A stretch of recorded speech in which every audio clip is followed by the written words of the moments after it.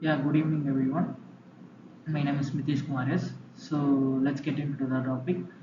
Today we are going to see about my application of decision making process in my real life, which I have gone through, and I will explain about step by step detailed analysis on how I concluded my judgment using the decision making process.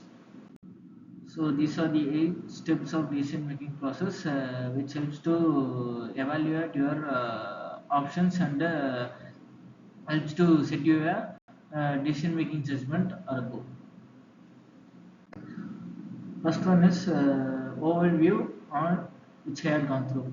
Buying a new phone is a common decision everyone faces at some point.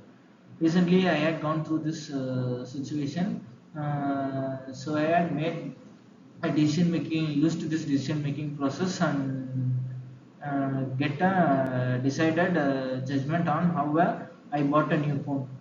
So today we will explore how I made the decision by applying a structured decision making process. First is identification of a problem. These are the issue or challenges which I need to address based on which I have gone through.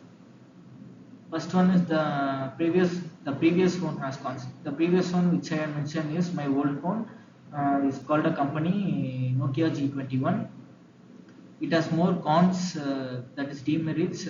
I bought it for almost 2.5 years. Basically, it got the cracked screen and the switch about a bundled adapter, and it takes very much adaptability when I connect it to the laptop, and the software updates are pretty much lagging. So there is a need to replace the phone to maintain productivity and stay up to date with new features. Next one is identification of decision criteria. These are the factors that will influence my decision making. So I have mentioned them. First one is price. What is the budget for the new phone? Next, operating system, whether you prefer Android or iOS. Next is battery life. How long do I expect the phone to last on a single charge? Next one is camera quality. Importance of high quality photos and videos needed for my backup. Next, storage capacity, how much gigabyte it needs as a space for apps, photos, and videos. Next is brand reputation, which company am I interested in for buying a new phone, which can be trustable for reliability and its quality. Next one is their features. Is there a specific need for specific features like 5G foldable screens or a high refresh rate display, etc. Next is allocation of weights to criteria. I have assigned the factors which they hold importance in my decision based on 100 percentage. So I provided 30 percentage to price because there is a fixed budget. My previous phone costs rupees 10,000 rupees. That my company name is Nokia G21. So price is a major factor for me, which shall not exceed 20,000 rupees. Next, I provided 20 percentage to battery life. Long battery life is crucial for me because for my daily use without constant recharging, I charge my phone once a day. So it must be helpful for me when I charge one day. It should be the point should be below 30 percentage at night. Operating system 20 percentage. Preference for Android, size based on personal comfort. For me, personal comfort is preference for Android only. I have mentioned iOS based on operating system preference. So basically, my preference would be for Android. So camera quality importance for users who takes lots of photos and videos. And more, I would be taken videos for my educational purpose only. So the camera quality needs to be improvable for me because in my previous phone, my cameras are very much prone to scratching. So there is a need for me. So I put a 50 percentage as a need for allocation of weights to my new phone for buying a decision making process. Next one is storage capacity. So must accommodate apps and media, but it doesn't need to be overly large because I will delete the file within a short period. Next one is development of alternatives. I have provided some potential phone options or alternatives. There is some four companies which I have selected. Let us see the first one, Redmi A3X. It is a mid-range, excellent camera, long battery life, but only 64 GB storage.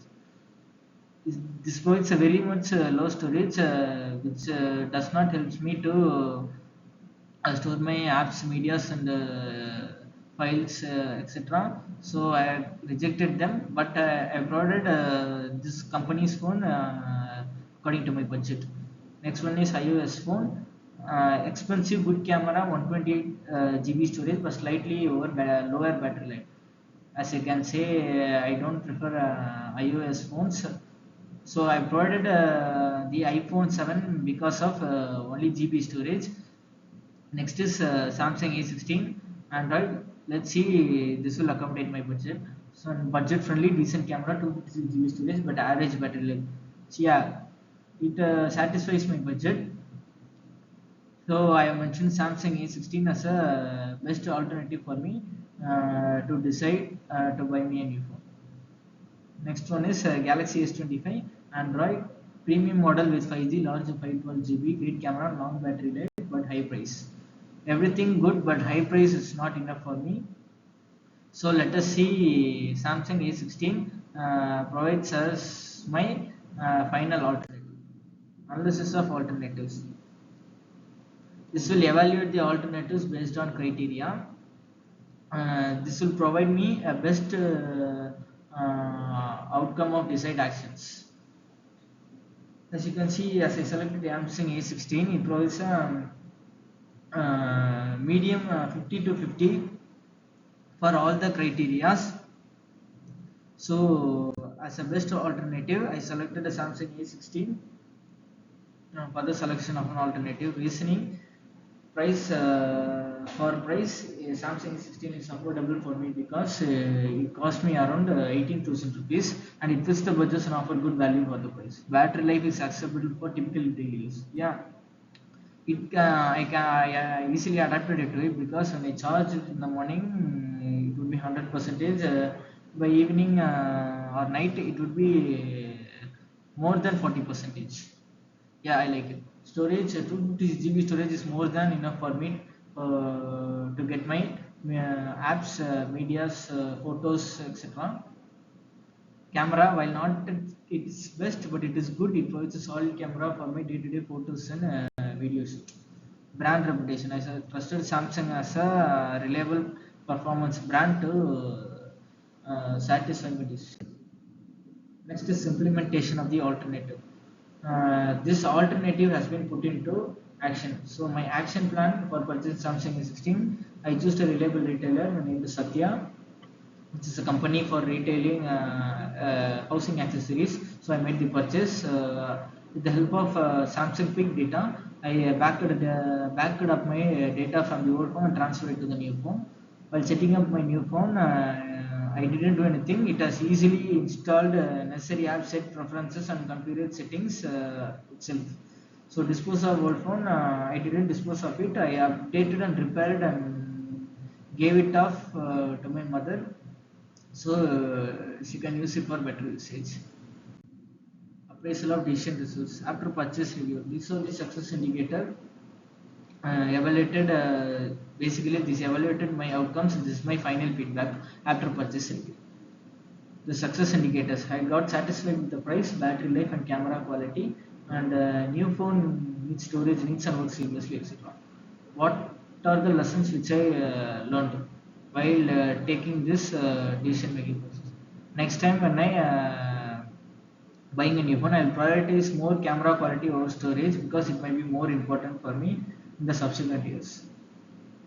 And I could have considered a phone with better battery life, even if it meant slightly for me when it exceeds the budget. I hope everyone got understood. If you have any doubt, provide your questions in the comment section. Thank you.